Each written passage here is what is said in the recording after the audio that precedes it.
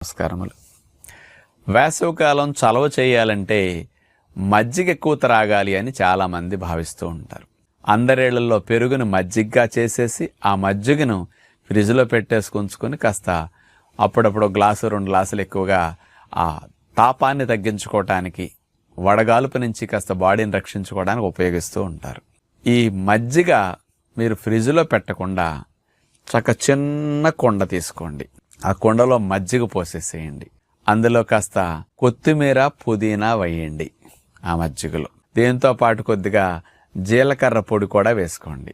అందులో ఇంత సొంటి పొడి వేయండి. ఆ కుండని మనకి కన్స్ట్రక్షన్కి వాడే శాండ్ ఉంటుంది కదా, ఆ శాండ్ని ఒక పెద్ద ప్లాస్టిక్ బౌల్లో పోసేసి ఈ కుండని ఆ శాండ్లో ముంచేసేయండి.